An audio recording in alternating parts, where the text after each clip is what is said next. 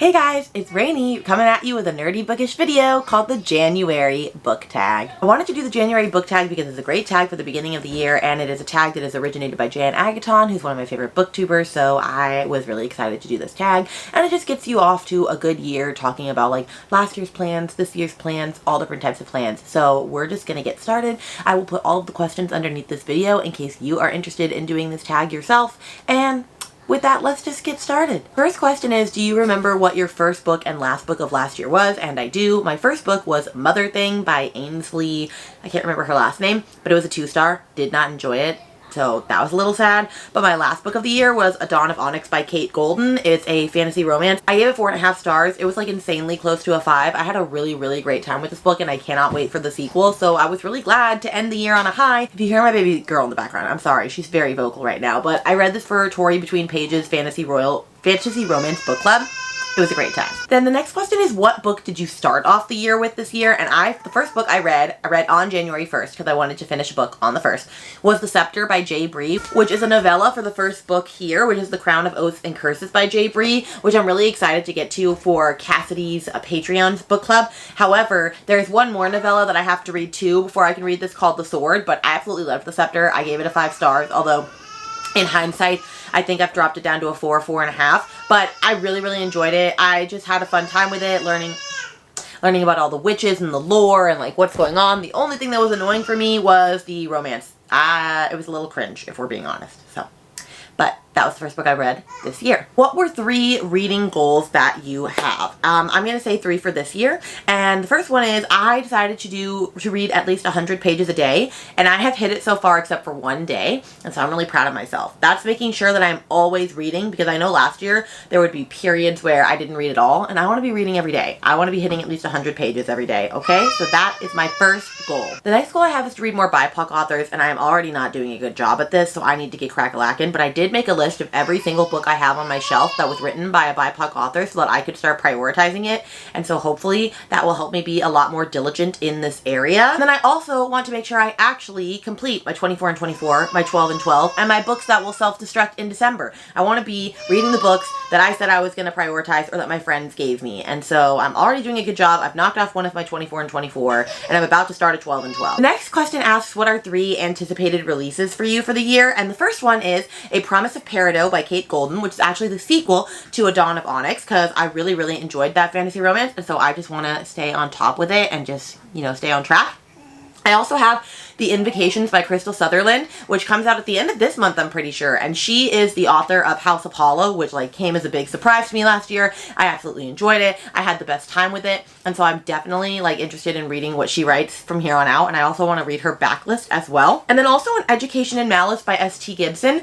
I can't remember when this comes out, but I'm pretty sure it's either a prequel or a companion story to A Dowry of Blood. And I read that not last year, but the year before, and I really enjoyed that. The writing was so lyrical and beautiful and magical, and so I just want to get swept back up in the world that S.T. Gibson can create.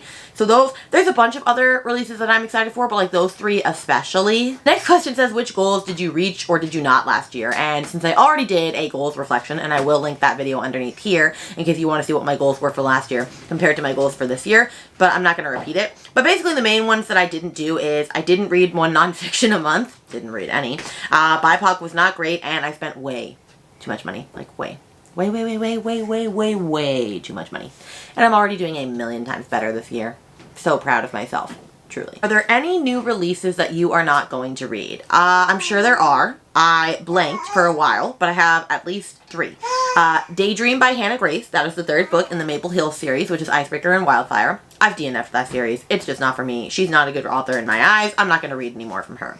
The new Megan Miranda, whatever it's called. The new Ruth Ware. I'm not necessarily a huge thriller girly anymore.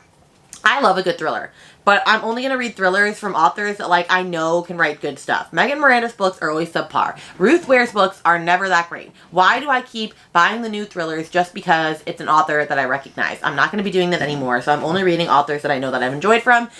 So that is just the new plan going forward here on out. So I think that's going to help me with my spending issue as well. Are there any reading habits that you need to change or that you have changed? Yes, I have a few. I'm reading 100 pages a day. Wasn't doing that before. I plan on annotating more. I love annotating, guys. It is just so much fun. And I'm going to grab a book that I have just started annotating because obviously I love it. But here's my Magnolia Park's Long Way Home. I need to get a little bit more work in it, but like I just love all the tabs. I just love how it looks. Like it's just beautiful. Okay, so I want to annotate a lot more.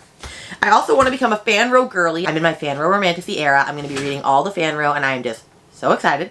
And I want to finish books in a timely manner. I don't want to let them drag out and start like 20 other books in between, although I know myself that's just going to happen anyway. But if I start a book, I want to finish it like within that week, possibly within the couple of days, like 3 to 4 days, but like that's not always possible.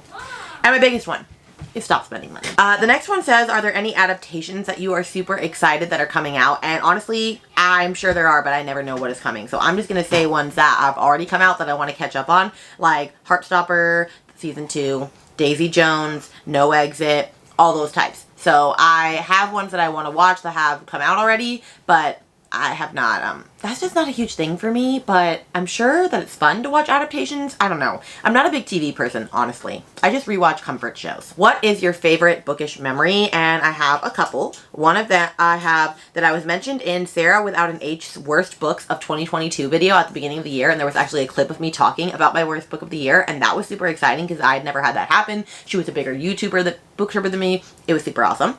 I also have my Get a Clue Readathon. That was amazing. I got so many subscribers from that. I had so much support. I had amazing hosts. I made great friendships. That was so much fun. And then also meeting one of my booktube besties, Neva, in real life. She came to visit me actually the week that I had the baby because the baby came early. And so we got to meet and it was super fun. We did a collab video together, which I'll post underneath here. It's just really awesome when you get to meet your friends in real life. So that was a good time. And then, are there any carryover books that you are taking over with you to the new year? And yes, there are, because I am notorious at reading like 20 books at a time, just like Jan, so we are one and the same there.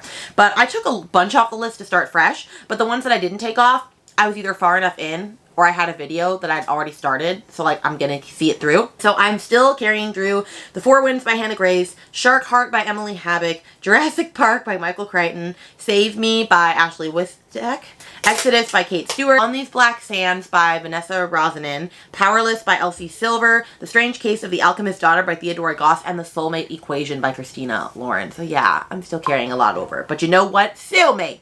Fill me. And that is the January book tag. I had a lot of fun answering these questions. Like I said, if you want to do this tag, consider yourself tagged. If I have to tag a couple of people, I'm trying to think of people that I haven't tagged before that this would be fun to see.